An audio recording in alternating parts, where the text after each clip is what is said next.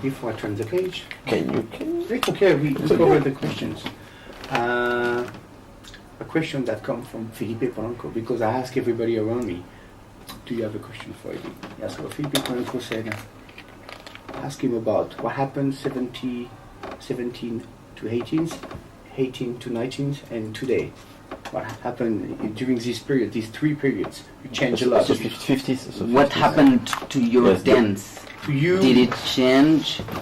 Were you influenced by something which changed your way of dancing? Even the look changed. A lot of things changed between these 3 periods, like 70s, 1890s, and now. The look changed, everything changed. I understand perfectly what the question means.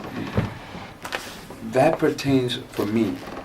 You know how a person like Arturo Sandoval, great trumpet player, he was in Cuba playing with the Areito All-Stars, typical Cuban music.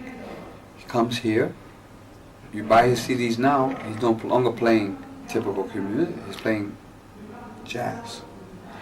When you're growing as an artist, you want to, as far as and one of the things that the reason I think like this, because June Liberta also told me, Eddie, keep your mind open.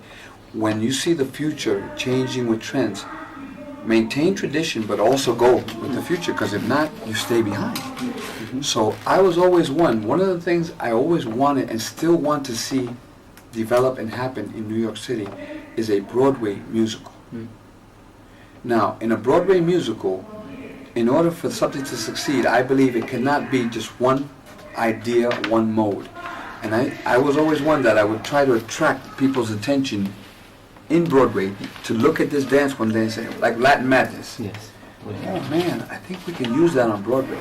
So in order for that to happen, I said the dance needs theater. The dance needs different interpretation. It can't be just one thing, because one thing, unless it's like Tango Forever or... But I think the mambo, I said, needs something. So I started to think of more theatrical, a little bit of character, a little bit of acting. I said, maybe one day with this modification and these progressions, the people in the artistic world will recognize what this dance is about and give us a chance to do something on Broadway. So the answer to that is I have changed my ideas also with the time, also always seeking to grow as an artist, okay?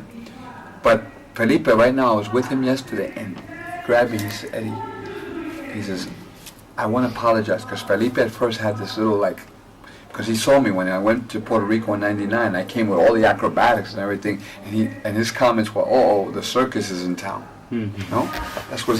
And I understand that. But Felipe never sat down with me to understand where my mind and where my ideas were at.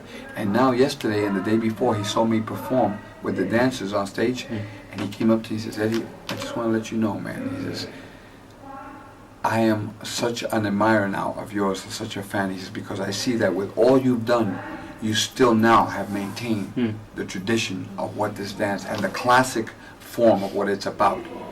He says, and he probably judged me too soon without knowing at one point where my head was at, you know? And so basically I told him, I said, you know what I believe? My career is going to end just like Tito Puente. It started with those classic tunes like Baba Rabatiri, Ran Can Can, right? Yeah. So what was the last CDs that Tito recorded? Live at Birdland, right? Yes, man. And what tunes do you know that he recorded? All of his old music. And you know what? I always knew that was the music he loved to play. And I said, Tito, why did you record Cherry Apple Blossom Pink Cha Cha Cha? And he says, that was for white people. Elevator music, Eddie. He says, that was for me to open up the market and sell my music to all the different markets out there. He says, you think I play that down in the Palladium? Mm-hmm. He said, no, but now if they take me to the Queen of England, she probably wants to hear that, right? So it was smart. So the same way, I thought, well, Tito has this open mind, because there's nothing more beautiful, Fred, than to look out there and look how accepted this dance is now. It was always popular with the nationalities in the 50s. In the Palladium, you had the Italian, the Jewish, the black, the Cuban, the Irish, they were all there. Yes. Now, worldwide, the Japanese, the French, everybody, right? So, in other words, is that not a compliment to the fact that the people have now embraced our culture and our music again. But one of the reasons why is because now the young kids say, oh, I can throw hip-hop in there and I can throw this. And that's what I also saw the beautiful thing about this music and dance, that no one had tried to lock it in to a rigid form like ballet. Now, think of this. If I go to the ballet community tomorrow and I say, you know what? Let's change this name ballet. That's passé. It's been around too long. Let's call it salsa. What do you think will happen? They'll probably shoot me or hang me, right? Or put me in jail. They won't have it. They protect. And I used to tell the Latinos, I say, you know what? This is what we need to learn to do. Why? Because today, they already changed the name to salsa. Maybe a few years from now, somebody gets tired of that name and says, let's call it something else. A question about that, because that's interesting. We are doing an article in the magazine about the Latin dance, that only mambo salsa is not official Latin dance, in the competitions. Okay. You see what I mean? Yeah. So salsa is aside, because it's keep moving and changing, because there's no codification. Okay, I got something great that you're going to want to hear. Go ahead. So, pose the question. What no, I mean, the question is... Salsa is not inside Latin dance, It's in the realm of, let's say, international ballroom competition. Yes. On some point, it's good because salsa, I see, for me, Because salsa is moving, is changing, is evolving, African things, and on one way, we are not on the... I think maybe because the it's still alive, maybe is the reason. Because the other one are more, they describe all, the steps and something like that for tango and many dance like that. Or maybe I would not put tango in that. Yes, not tango, maybe not tango. Last year I was invited by Dance Sport, big world, right? Because they had a competition in Orlando, Miami, at Walt Disney Sports Complex. They had dance sport competition, ballroom, and then they had one category which was salsa. They invited myself, they invited Cuban Pete, and about 3 other judges from different countries to judge the salsa segment. So when I got into the room with all the judges, we had a meeting. And they all, the director of the team says, Eddie, we want to know from you, what are the guidelines for us judges, since you are one of the authorities in this dance? What should we look for, since now we want to judge a real, honest contest? And I said, well, the first thing, if you're going to really call this salsa, then you have to understand that what we should be looking for is what we call salsa, from where I come from, is what people do naturally in the streets, where it's not so technical and it's not so plastic and it's not so, every movement pre-planned. I said we should look for something very natural, and we should look for more something that becomes the traditional form of what people do in the nightclubs, because that's where it all came from, right? So they said, all the judges, I was waiting for one of them to jump up and contradict me. They all said, I said, so what do you think? They said, no, we are totally in agreement with you.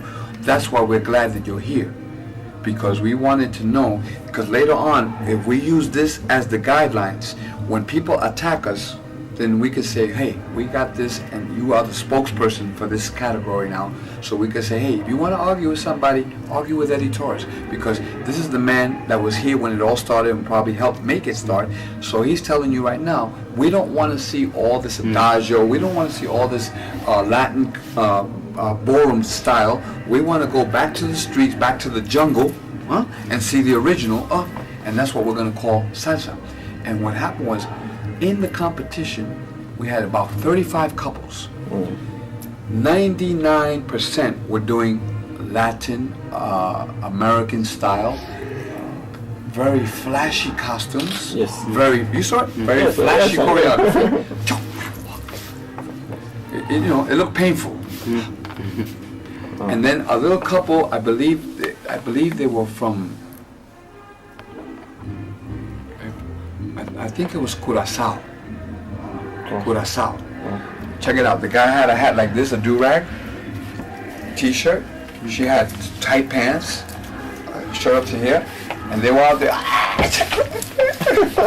And everybody has Las Vegas. Yes. Beautiful dips, precision. And I judge. Yes, the judge. Okay. First place, Curaçao. Second place, a couple that I know from Italy, Sergio and Sandra Sampaoli. They're very well known, Sergio. And another team. When we got together with the judges, all of the judges were in agreement. Oh, I yeah. said, Eddie, who did you pick? Curaçao, the one with that rag on his head. The girl, she was like, she was in it. She was like, ah, that's cool. Everybody's. And meanwhile, we said no tricks, no this. Do you think that? I think I saw that it was the Vaseline competition or something like that. Old guy. It was an old guy who was dancing. I think I saw that. No, this was the dance sport competition. Which year? This was 2 years ago. Okay, 2 years ago. And Billy Fajardo, who is you know who he is? No. He's the one that's running these events I'm telling you about in Miami with Augie Mago. He's a world competition, world champion of the hustle. With the hustle and the tricks. He's world champion. So he's the one that was there at they brought him into judge, and Billy was like saying, I am so happy you guys brought Eddie here, because you know what? You people have no clue really. If we leave this in your hands, you're gonna wind up picking that couple there that was doing international ballroom style.